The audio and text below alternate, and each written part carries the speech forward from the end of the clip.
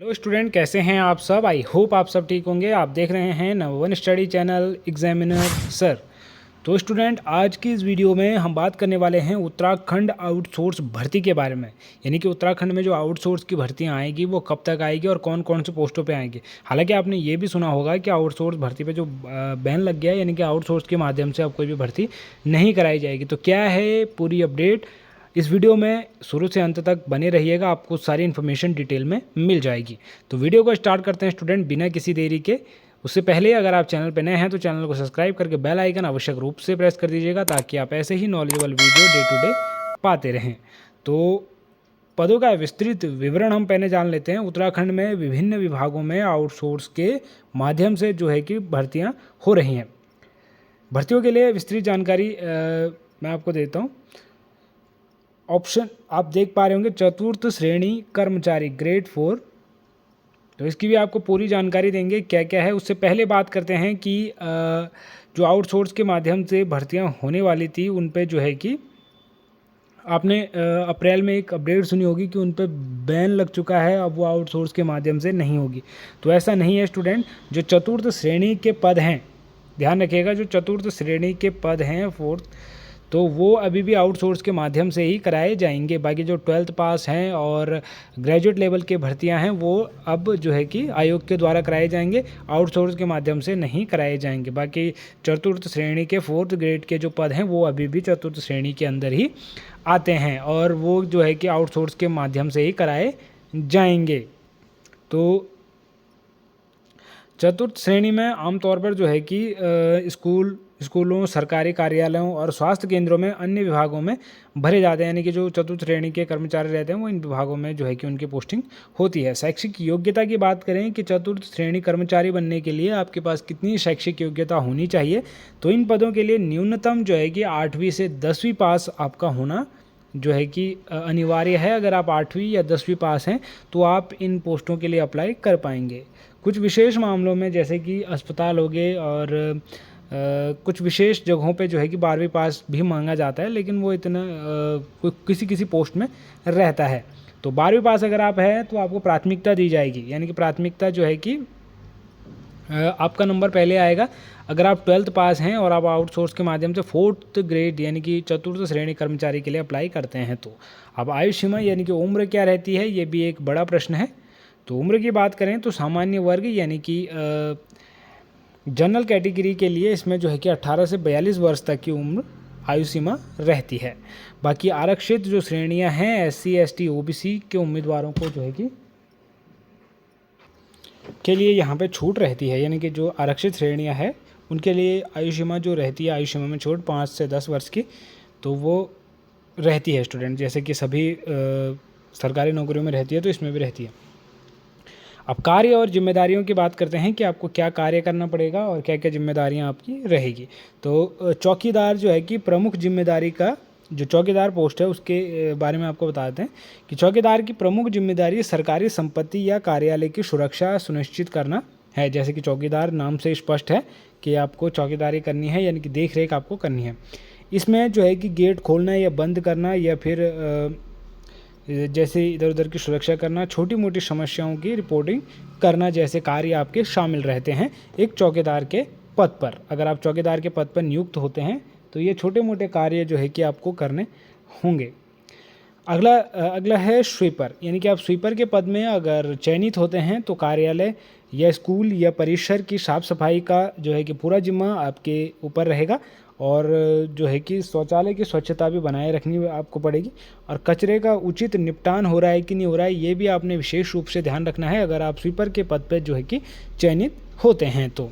अब बात करते हैं वेतन की कि वेतन कितना रहता है आउटसोर्स भर्ती के माध्यम से, और इन हैंड सैलरी भी बात करेंगे। तो इन पदों पे जो है कि वेतन फिक्स होता है, यानी कि जो भी वेतन होता है वो आपको फिक्स होता है और यह आमतौर पर 12,000 से 18,000 प्रति माह के बीच होता है। यह वेतन उस आउटसोर्स एजेंसी पर भी निर्भर करता है कि जो आपको चयनित कर रही है। BRP CRP अगला हमारा टॉपिक है। BRP CRP ये इतना आप समझ गए होंगे स्टूडेंट यहाँ तक, आई होप कि 12 से 18,000 रुपये प्रति माह रहती है। पर ये मैं अप्रोक्सीमेट बता रहा हूँ आपको, इससे कम नहीं हो सकती, इससे ज़्यादा ही होगी। लगभग 22 से 25 हज़ार रुपये आउटसोर्स वाले भी अच्छा खासा कमा लेते हैं। चतुर्थ श्रेणी के कर्मचारी, ध्यान रखिएगा, 22 से 25 हज़ार रुपये के बीच कमा लेते हैं। ये तो मैं अप्रोक्सीमेट आपको बता रहा हूँ कि न्यूनतम सैलरी, जो न्यूनतम सैलरी होगी वो इतनी होगी। बाकी 22-25 हज़ार रुपये तो आप मिनिमम मान के चलिए कि इतना तो आता ही आता है। आगे है बीआरपी सीआरपी। तो बीआरपी सीआरपी पदों की जो है कि जानकारी, ये पद उत्तराखंड शिक्षा विभाग में महत्वपूर्ण भूमिका निभाते हैं, जो शिक्षा की गुणवत्ता को सुधारने के लिए काम करते हैं। बीआरपी सीआरपी, तो बीआरपी सीआरपी की भर्ती जो है कि लगभग ख़त्म ही हो चुकी है, आपको तो पता ही है, आउटसोर्स के माध्यम से। शैक्षिक योग्यता की बात करें बीआरपी सीआरपी की, तो इन पदों के लिए उम्मीदवार का स्नातक यानी कि ग्रेजुएशन होना अनिवार्य है। तो शैक्षिक योग्यता के साथ साथ उम्मीदवारों के पास जो है कि बीएड और जैसे डीएलएड या फिर समकक्ष परीक्षा आपकी डिग्री होनी चाहिए, या तो आपके पास बीएड होना चाहिए या फिर आपके पास डीएलएड की डिग्री होनी चाहिए, अगर आप बीआरपी सीआरपी भर्ती होना चाहते हैं। तो बीआरपी सीआरपी में कुछ पदों के लिए जो है कि शिक्षण का अनुभव भी मांगा जाता है, यानी कि कुछ कुछ पोस्ट इसमें ऐसी होती है कि जिनके लिए आपके पास एक्सपीरियंस होना चाहिए पढ़ाने का, यानी कि शिक्षण आपके पास एक्सपीरियंस के तौर पे होना चाहिए। आयु सीमा की बात करें स्टूडेंट, तो आयु सीमा इस पद के लिए आपकी आयु सीमा जो रहती है वो आम तौर पे 21 से 45 वर्ष रहती है। और कार्य और जिम्मेदारियों की बात करें, 21 से 45 वर्ष, ये मैंने एससी कैंडिडेट्स के लिए नहीं, जो जनरल कैंडिडेट्स हैं उनके लिए बताई। बाकी इसमें जो है कि एज रिलैक्सेशन भी आपको मिलता है 5 ईयर्स का, जो कानूनी विधि है उसके तौर पर। तो कार्य की बात करें, कार्य और जिम्मेदारियों की बात, तो बीआरपी जो है कि ब्लॉक रिसोर्स पर्सन, तो अपने ब्लॉक के जो है कि अंतर्गत आने वाले स्कूलों का दौरा करना, इनका जो प्रमुख कार्य है। उसके बाद है शिक्षकों को शैक्षिक सहायता प्रदान करना, ये भी इनका प्रमुख कार्य होता है। आगे है सरकारी योजनाओं को लागू करवाना और शैक्षिक डेटा जो है कि एकत्रित करना, ये बीआरपी सीआरपी का प्रमुख कार्य होता है, सॉरी बीआरपी का।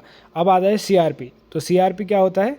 सीआरपी होता है क्लस्टर रिसोर्सेज पार्टनर। तो अपने क्लस्टर से स्कूलों में जो है कि शैक्षिक गुणवत्ता का मूल्यांकन करना इनका प्रमुख कार्य होता है।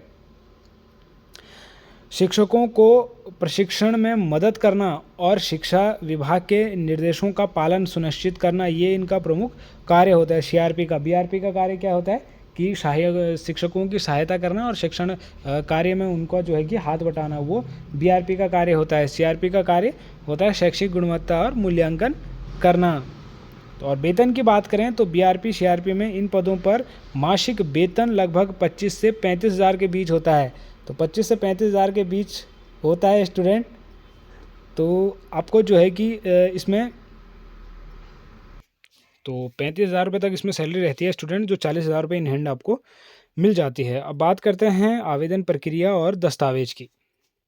तो किसी भी आउटसोर्स भर्ती के लिए आवेदन करने के लिए जो है कि सामान्य तरीका आपको बता दें कि आपको आवेदन के पोर्टल पे जाना है, और अधिकांश आवेदन जो है कि उत्तराखंड रोजगार प्रयाग पोर्टल जो है उसके माध्यम से किए जाते हैं। तो जैसे ही कोई भर्ती लाइव होती है, आपको हमारे चैनल के माध्यम से भी अपडेट दे दी जाती है। तो अगर आप चैनल के साथ अभी तक नहीं जुड़े हैं तो चैनल को सब्सक्राइब करके बेल आइकन आवश्यक रूप से प्रेस कर दीजिएगा, क्योंकि हमारे चैनल पे गवर्नमेंट जॉब से रिलेटेड सारी अपडेट मिलती हैं, चाहे वो उत्तराखंड हो या फिर ऑल इंडिया लेवल की वैकेंसीज। तो चैनल के साथ आवश्यक रूप से जुड़ जाइएगा, आपको सारी अपडेट डे टू डे मिलते रहेंगी। अब बात करते हैं आवश्यक दस्तावेज आपको क्या क्या चाहिए होंगे। तो आवश्यक दस्तावेज में बात करें कि आधार कार्ड और आपके पास एक पहचान पत्र या जो है कि पैन कार्ड वगैरह आपके पास होना ज़रूरी है। शैक्षिक प्रमाण पत्र की बात करें तो 10वीं 12वीं या फिर स्नातक की जो है डिग्री आपके पास हो तो बहुत ही बढ़िया है, या बीएड आदि की मार्कशीट वगैरह। तो 10वीं 12वीं भी अगर आपके पास है तो बहुत ही बढ़िया है, और आप जो है कि चतुर्थ श्रेणी के लिए अप्लाई कर पाएंगे। उसके बाद अगर आप जाति प्रमाण पत्र आपके पास है, अगर आप रिजर्व कैटेगरी से बिलोंग करते हैं तो जाति प्रमाण पत्र होना बहुत ही आवश्यक है। आपको आयु छूट वगैरह काफ़ी रिलैक्सेशन इसमें देखने को मिलता है। उसके बाद है पासपोर्ट साइज़ फ़ोटो, हस्ताक्षर वगैरह, ये तो फॉर्म भरते वक्त आपके पास होना अनिवार्य है। बाकी आवेदन करने का तरीका बताएं तो आपको पोर्टल पर जाकर अपना रजिस्ट्रेशन कराना है। उसके बाद आपको जो भी भर्तियाँ उपलब्ध होगी उसके लिए आवेदन करने के लिए दिखाना है। सिंपली आपका आवेदन अपना सही से भरना है, सारे दस्तावेज वहाँ पे अपलोड करने हैं और फाइनल सबमिट आपको कर देना है। और जो पोर्टल है, जो वेबसाइट है, उसकी लिंक मैं डिस्क्रिप्शन में दे दूँगा। आप डिस्क्रिप्शन में जाके भी वहाँ डायरेक्ट विजिट कर सकते हैं। आप अपनी प्रोफाइल बना के रख सकते हैं और जब भी कोई भर्ती आएगी तो आप डायरेक्ट उसके लिए अप्लाई कर सकते हैं। आगे बात है महत्वपूर्ण बात, तो महत्वपूर्ण जो बिंदु हैं उनकी बात करें तो सबसे पहले है नौकरी की प्रकृति। यह एक स्थायी नौकरी है, अस्थायी नौकरी है। आउटसोर्सिंग एजेंसियों के माध्यम से ये भर्तियां होने के कारण उम्मीदवारों को सीधे सरकार द्वारा नहीं बल्कि एजेंसी द्वारा वेतन दिया जाता है। यानी कि आपको सरकार द्वारा वेतन नहीं दिया जाएगा, एजेंसी द्वारा दिया जाएगा। और ये आपकी अस्थायी नौकरी है, ध्यान रखिएगा, अस्थायी नौकरी ये होती है। लाभ और पेंशन, इन नौकरियों में आमतौर पर सरकारी पेंशन और यहाँ पे ग्रेजुटी या फिर अन्य लाभ नहीं मिलते हैं। ध्यान रखिएगा, कोई भी पेंशन वगैरह आपको इन नौकरियों के दौरान नहीं मिलता है। अनुभव और महत्व, हालांकि ये स्थायी पद नहीं है, लेकिन इन पदों पर काम करने वाले उम्मीदवार सरकारी कार्यप्रणाली का अनुभव प्राप्त कर सकते हैं, जो कि भविष्य में उनको काम में आ सकता है। यानी कि अगर आपको एक्सपीरियंस हुआ आउटसोर्स भर्तियों का, तो आप जो है कि परमानेंट जो गवर्नमेंट जॉब है उनके लिए भी अप्लाई कर सकते हैं और इसका आपको बहुत ही ज़्यादा बेनिफिट आगे भविष्य में देखने को मिलेगा। तो ये थी स्टूडेंट आउटसोर्स भर्ती की पूरी जानकारी। आई होप आपको ये जानकारी पसंद आई हो। तो वीडियो को लाइक करके चैनल को सब्सक्राइब आवश्यक रूप से कर दीजिएगा, ताकि आप ऐसे ही भर्ती अपडेट डे टू डे पाते रहें। बाकी जैसे ही कोई भर्ती लाइव होती है आपको सबसे पहले हमारे चैनल के माध्यम से अपडेट दे दी जाएगी। मिलते हैं स्टूडेंट एक और नई नॉलेजेबल वीडियो में एक और नई टॉपिक के साथ। तब तक के लिए बाय बाय, टेक केयर।